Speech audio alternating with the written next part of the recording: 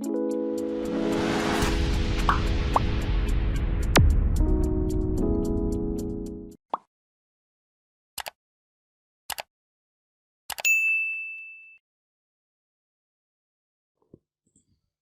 سيواصل النظام العسكري الجزائري بهلوانيته وسلوكياته الطائشة وغير المسؤولة خلال القمة العربية الروسية الهامة التي ستعقد يوم غد الأربعاء بمراكش؟ أم تتراجع الجزائر عن غيها لكي لا تغضب حليفها التقليدي المتمثل في روسيا وتحضر أشغال القمة العربية الروسية؟ هذه مجموعة من الأسئلة يطرحها المتتبعون لشأن السياسي الإقليمي والدولي مع إعلان الجامعة العربية الروسية تنظيم المنتدى المشترك السادس بالمملكة المغربية وبالتحديد بمدينة مراكش، علما أن النظام العسكر قطع علاقاته الدبلوماسية وغلق حدوده البرية والجوية مع جاره المغربي، وذلك بعد سلسلة الهزائم الدبلوماسية التي تلقاها بخصوص ملف النزاع المفتعل حول الصحراء المغربية، حيث يعيش عزلة قاتلة على الصعيد الدولي والقاري غضبا شعبيا لم تنفع معه سوى حملات القمع والتقتيل والاعتقالات التعسيفية في حق نشطاء الحراك الشعبي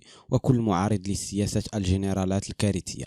ويرى العديد من المراقبون أن النظام الجزائري لن يكرر ما فعله مؤخرا في العديد من الملتقيات والمحافل الدولية والإقليمية، والتي قاطعها بدون حجة أو بحجج وهمية، حيث من المحتمل أن يرضخ الجنرالات الأمر الواقع ويسجلون حضورا ولو باهتا حتى لا تغضب روسيا.